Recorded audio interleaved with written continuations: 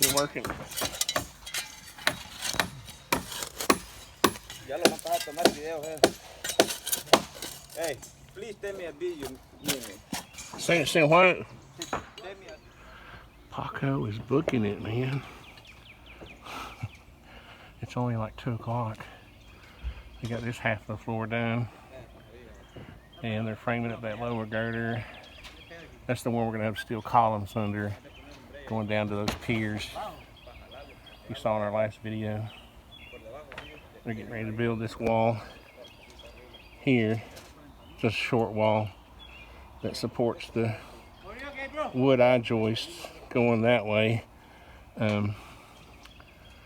Since that's like a 21.5 foot span over there, I decided to go with wood eye joists so I wouldn't have to have piers in the middle of that span like I do here in the middle of this one. But it's a balancing act of cost because all of these joists for this whole section, not just this half, this whole 48 foot section, so it's 48 by 28, 28 feet wide, 48 feet long. All of those 2x10s at 16 inches on center were cheaper than one span of 16-inch wood eye joist for 44 feet. So that gives you an idea of why I have a combination. And we'll have bridging. You see some of these are a little wanky. We'll have blocking halfway to straighten those up and make them more rigid. Here's a good look at how I like to step the walls down on some of these cheaper concrete block foundations, just to get rid of some of the block. And I'll run siding on that, and the rest of it will have stucco. But over there, it's a significant impact. It's almost like a whole nother level that'll have a neat siding on it instead of ugly 8 foot tall foundation. I'm happy getting started. So this job is going to be a challenge because it's on a tight budget.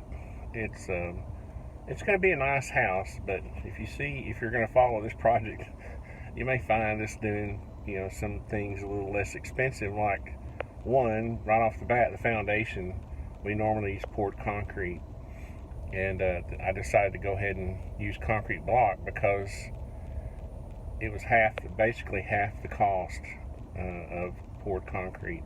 And all of my builder friends, all of my spec builders friends are using concrete block. So I say to myself, can I make some money on one job at least? And actually this is a house we're probably going to move into for a while. And so I need to do it on a budget. And the other thing is, economics are at play here. The neighborhood is really nice, but it's not in one of those, it's an established older neighborhood. You're not seeing any new homes, just sparsely, like I do, go find a lot somewhere that's not even for sale and just talk somebody out of it. You don't see many new homes, so it's hard to get the comps. It's hard to get the appraisal we want. So you have to be careful. I'd really love to, as this house progresses, you'll see what I'm talking about. There's a lot of things I'd love to do with this house, but I'm just going to have to be careful. And this will be a good experiment because there are things that you can do to save money, but that are still considered quality. One of those, just right off the bat, I'm thinking about is the flooring inside. I love hardwood floors, but you can really save money on hardwood flooring if you just go pick out like seconds, like number 2 mixed oak.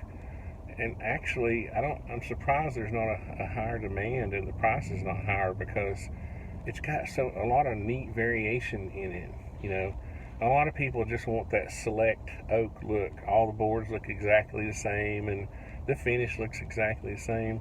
But I think that's so boring, and this is where you know, I don't know if you've noticed in my current house that I use that flooring, and it just has a lot of character. And so these are areas where I feel like I'm saving money, but I'm like cheating the system, because I love it, but it's less expensive. So anyway, it should be a fun project. Hopefully you will follow it. I'm going to make a playlist called Sleepy Hollow Road. That's the road that it's on, and if you want to follow it along, it should be. I need to be doing this on my Artisan Construction channel. I know, I just can't. I'm just so busy. It's hard to, and on my phone, obviously it can only be logged into one account at a time on my phone, and it's easier just to upload videos to YouTube under one account all the time. And sometimes I wish I hadn't started 2 channels, but it allows me just to keep that business, and because there's a lot of people we work for who probably wouldn't appreciate our shenanigans, like going and blowing up things with guns, that kind of stuff. So, but what's funny is a lot of my customers, I think, they will end up. Gosh, I feel like I swallowed a cat ball of pollen. A lot of our customers will end up seeing my both channels, and sometimes they won't tell me. I've had some customers who would like mention something, and so I knew they were watching both channels just by the videos that I upload. And I don't say anything about it, but it's kind of funny. But we're always safe, and we don't really.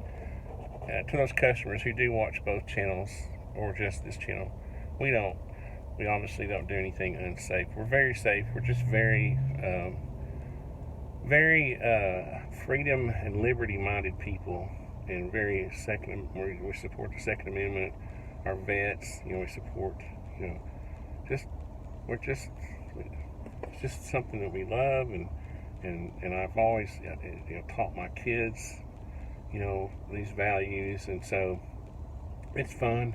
And so sometimes I'll mix artisan construction with my ArtisanTony channel, and just out of habit, not really thinking, but I think I will just go ahead and do it on this particular job on ArtisanTony, and keep it there. So anyway, sorry for the rambling, and hope you'll follow this project along. If anybody has any ideas, any cool ideas that you see as we go along, mention it, because I'm always open to new and exciting things. See you guys.